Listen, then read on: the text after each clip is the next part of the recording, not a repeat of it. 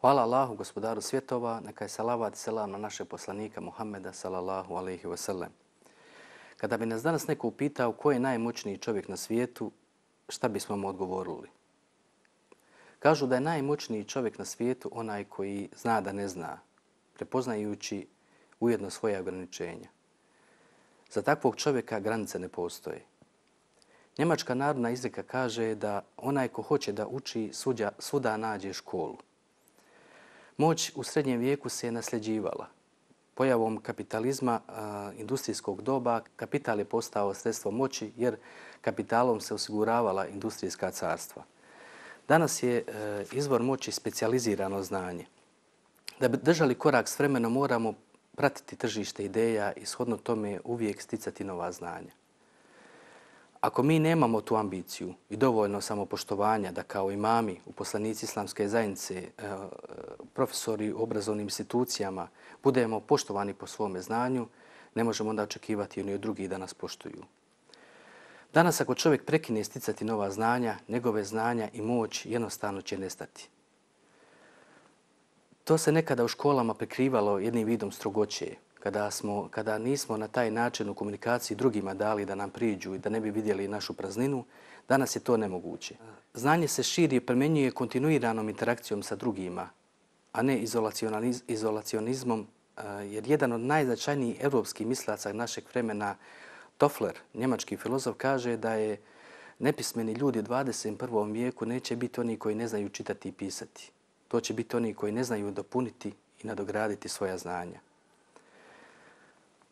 Danas kao pojedinci društva moramo se obavezati na sticanje novih znanja, jer narodna izreka čovjek se uči dok je živ nije nikada više došla do izražaja kao danas. U prošlom sistemu mi smo sticali znanja s kojima smo dolazili do određenih poslova na kojima smo ostajali do penzije. Danas se pojedinac mora obavezati da će sticati nova znanja, doškolovavanja, prekvalifikacije i prilagođavanje stalnim promjenama u društvenim tehnološkim procesima.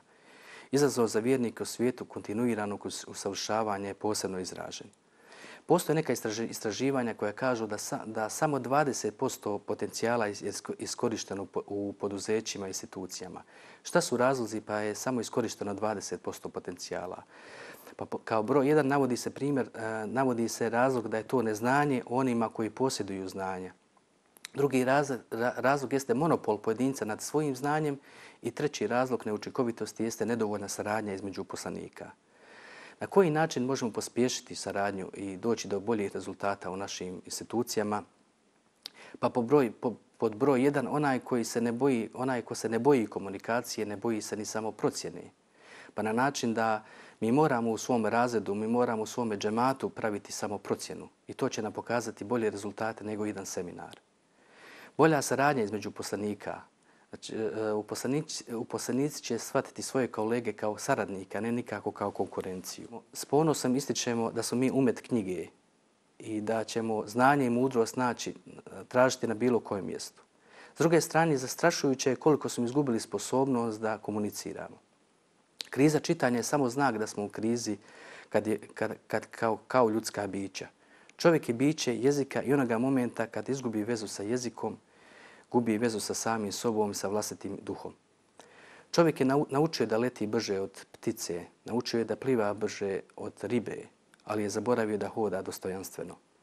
Kapitalizam na svoj način od pojedinca želi da napravi šarafe koji će ugraditi u određeni sistem vrijednosti u svijetu tržišta rada. Egzistencijalne nauke su zaista bitne, one nas uče kako doći do nafake, ali bez esencijalnog možemo živjeti. Bez duhovne komponente mi možemo živjeti, ali ne možemo biti čovjekom. I tu je presudna uloga institucija, vjerskih institucija, posebno institucija islamske zajednice, jer islam ima ambiciju da pravi ravnotežu, da izgradi ravnotežu između materijalnog i duhovnog. Još od antičke Grčke vrijedi pravilo da je dobar govornik moralan govornik. Što znači da prioritet svih prioriteta jeste da naša djela moraju pratiti naše riječi koje izgovaramo. Da li smo dovoljno svjesni važnosti naše riječi u džematu, u razredu, u zajednici? Da je više nego ikad potrebna istinska i vedra riječ. Ne znam da li smo dovoljno svjesni da smo mi najodgovorniji za mentalno zdravlje naše nacije, pa čak i više nego predstavnici vlasti. U vremenu kada se sve više priča o odlasku iz domovine, u vremenu kada je sve više i više zatrvan prostor naše komunikacije, zapitajmo se da li smo možda i mi pogubili prioritete. Da li ljudi nakon razgovora s nama odlaze oplemenjeni nekim novim spoznajama islamskih vrijednosti ili smo ih opteretili novim saznanjima da na svijetu više niko ne vrijedi, naravno osim nas samih. Da li ćemo naše društvo, našu zajednicu pretvoriti u žabokrečinu? Da li ćemo pretvoriti u džunglu gdje ćemo jedni druge proždirati da ne bi bili pojedeni? Da li ćemo svoj život protračiti na glupost, se zove karijera, ili ćemo biti istinski misionari radosti i opomene Božje riječi?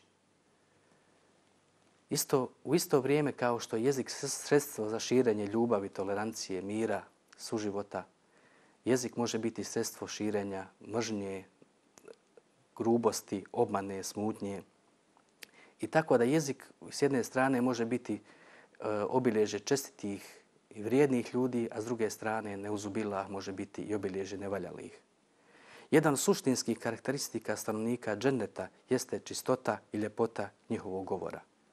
U suri Hadž Allah dželešanu kaže: oni su bili upućeni da samo lijepe riječi govore. Ljudi su bića jezika, a dijalog je nešto što se događa između dva subjekta. Mi se jedno drugom otvaramo s punim pravom da se ne slažemo, da različito mislimo, osjećamo. Zahvaljujući tome potvrđujemo jedan drugoga. Alternativa dijalogu ne postoji. Alternativa dijalogu može biti samo gibet, ogovaranje, koje nas vodi žabokrećini u kojoj se razara i pojedinac i društvo. Molim Allaha dželešanuhu da nam se smiluje, da naš jezik i govor i da na dunjaluku i na ahiretu bude govor čestitih. Da nam u zdravlju i sreći podari da ispostimo ovaj mjesec Ramazan. Assalamu alaikum wa rahmetullahi wa barakatuh.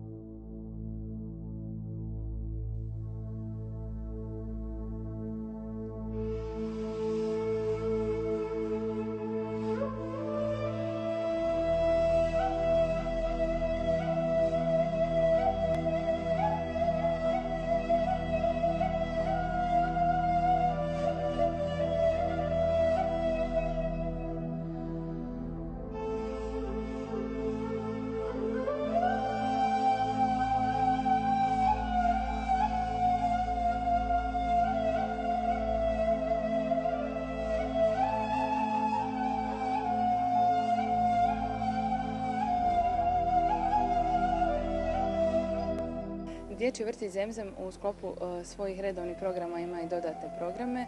Među tim programima je i dodatni program vjeronauke koji se održava u našim vrtićima svakog petka. Tim povodom sa ponosom mogu da kažem da naše odgajateljice pored obrazovanja na 2 fakulteta imaju završene medresu, to jeste par naših kolegica ima završenu medresu i tim povodom one mogu na što ljepši i adekvatan način dodatni program vjeronauke prilagoditi djeci uzrasne dobi do 6 godina. Naravno, pored ovog dijela je za nas specifično to da kroz Ramazanski Bajram i Kurban Bajram mi imamo ti mjeseci su posebni za nas i tako i vrtić naravno ima posebne programe i radionice i dešavanja sa djecom kako bismo djeci na što ljepši način to približili. Ovaj mjesec Ramazana, kako za djecu, tako i za nas odgajatelje i kolege u našem vrtiću dosta puno znači jer u tom mjesecu imamo još ljepšu nekako i prisniju saradnju sa roditeljima. Pokušavamo s roditeljima da kako djecu, tako i njih, da im približimo taj duh Ramazana. Kroz naše redovne aktivnosti djecu učimo onim osnovnim stvarima koje se dešavaju iz Ramazan, kako kroz ilahije, tako i kroz kroz, evo imali smo priliku i demonstraciju i iftara imati tu, tako da mališani na takav način do njih dopire sve ono što je lijepo i što jeste u našoj vjeri. Dječice,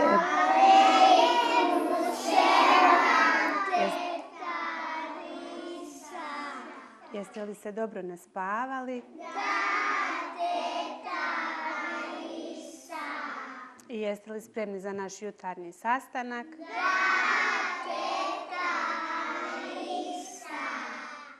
Kako započinjemo naš jutarnji sastanak?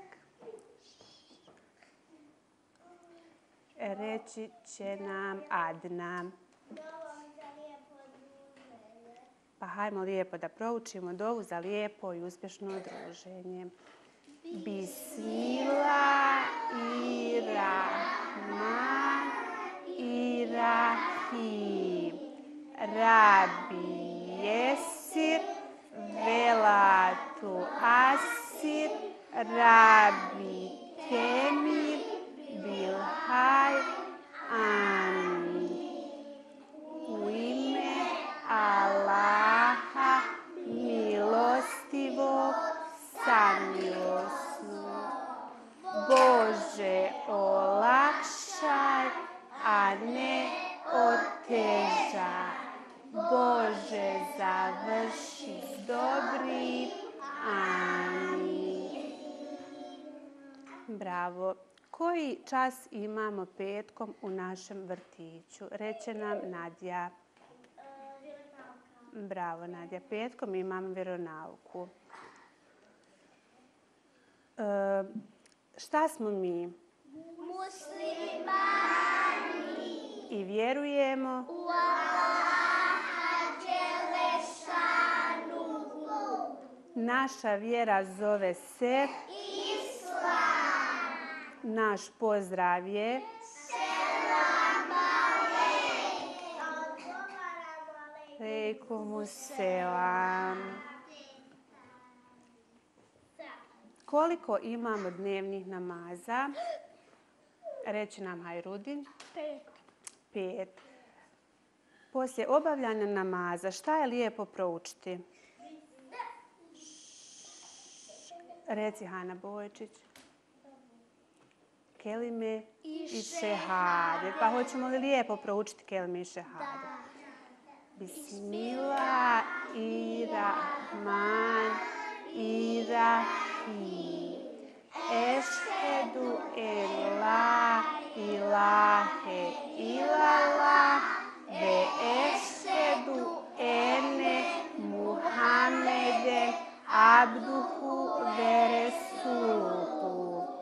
Vjeruje i izjavljuje da je samo Allah Bog i vjeruje i izjavljuje da je Muhammed alejselam rob i Božji poslanik. Koji je nama sada mjesec? Ko zna koji nam je sada mjesec? Jedan poseban mjesec. Poseban mjesec. Emine, reci nam ti. Ramazan. Sada nam je Ramazan. Šta je u stvari Ramazan? Ko će da mi odgovori? Šta mi radimo za vrijeme Ramazana? Reći nam Hajrudin.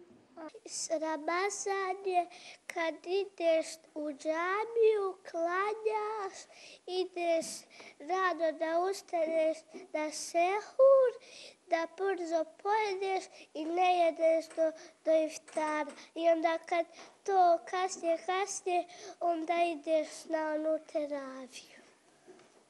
Šta se klanja navečer? Gdje idemo da klanjamo? Nešto posebno u džamiju. Šta klanjamo još? Ko zna? Reci, Nadja. Kada pukne top, ali mali jer ne mogu da poste, oni čine dobra djela. Ti kad bude top, a mali čine dobra djela. Kad je bio puko top I kad ti je mama pošla jesti, ja sam pošao jesti.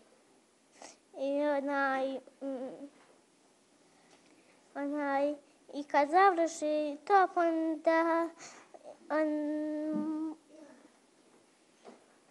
ideš u džamiju. Kada pukne top. Ovaj dio programa dodatnog vjeronauke naravno nije samo baziran na učenju pojedinih ilahija i sura. Mi isto tako kroz dosta priča o Allahovim poslanicima djeci približimo našu vjeru islam, a sa ponosom mogu da kažem i da više od 90% djece pohađa taj dodatni program vjeronauke jer je on na slobodnu volju roditelja, tako da pored tog dijela imamo mogućnost da preko 350 mališana obrazujemo i u tom pravcu.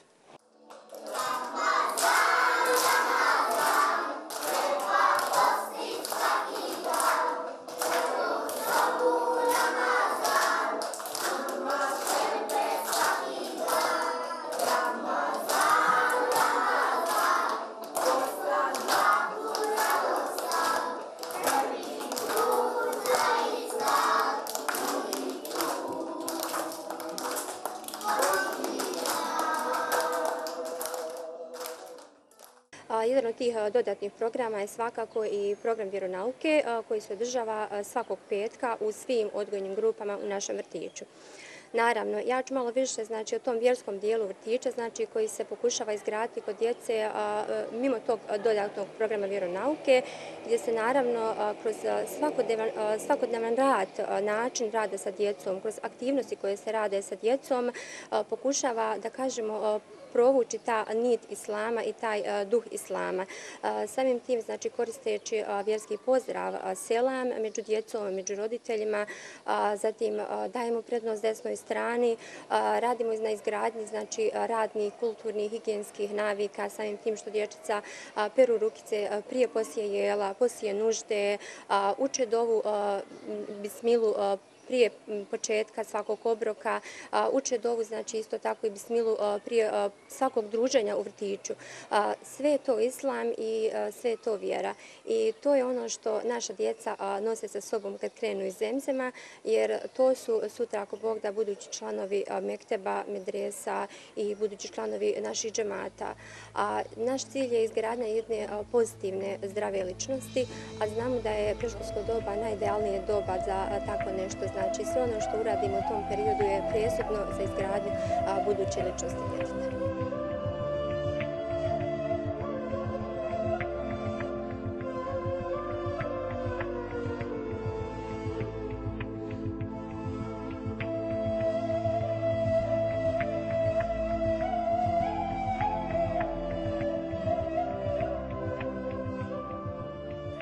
Šta pravite? Pravite li iftar? Pravimo Šta pravite za iftar? Šta će biti iftar? kolača, jaja. Jesi postila i jedan dan u Ramazanu? Da, Pa reci fino, koliko si postila dana? puno. S kim si postila? Sa mamom, dedom, bratom, nenom, dedom i majkom. A što si postila? Zato jer dobro jedem. A kad ti je, jel ti drago kad dođe iftar? Čekaš li to? Kako čekaš to? Hajde nam ispričaj kako čekaš to. Kada ne pukne top, ne smije se jesti.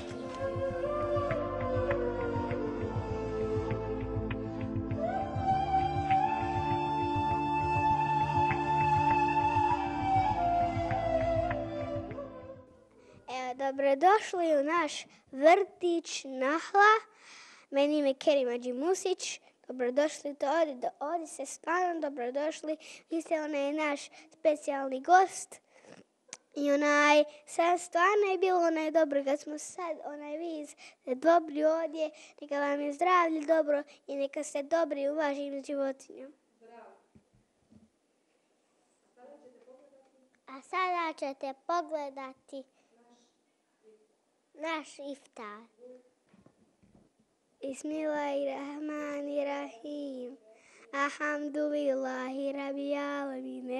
الرحمن الرحيم مالك يوم الدين إياك نعبد وإياك نستعين اهدنا الصراط المستقيم صراط الذين أنعمت عليهم غير الضالين آمين. قل هو الله أحد الله الصمد لم يلد ولم يولد ولم يكن له كفوا أحد.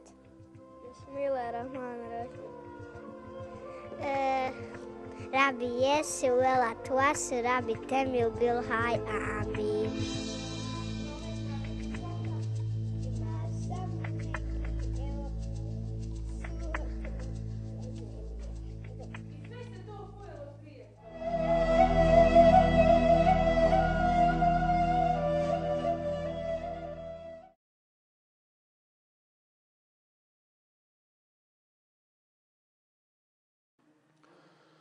أعوذ بالله من الشيطان الرجيم.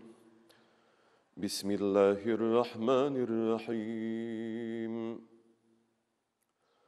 والشمس وضحاها والقمر إذا تلاها والنهار إذا جلاها والليل إذا يغشاها والسماء وما بناها والأرض وما طحاها ونفس وما سواها فألهمها فجورها وتقواها قد أفلح من زكاها وقد خاب من دساها كذبت ثمود بطغواها إذ انبعث أشقاها فقال لهم رسول الله ناقة الله وسقياها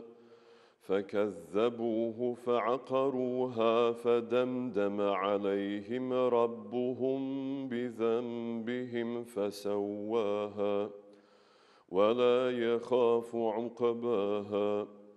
صدق الله العظيم.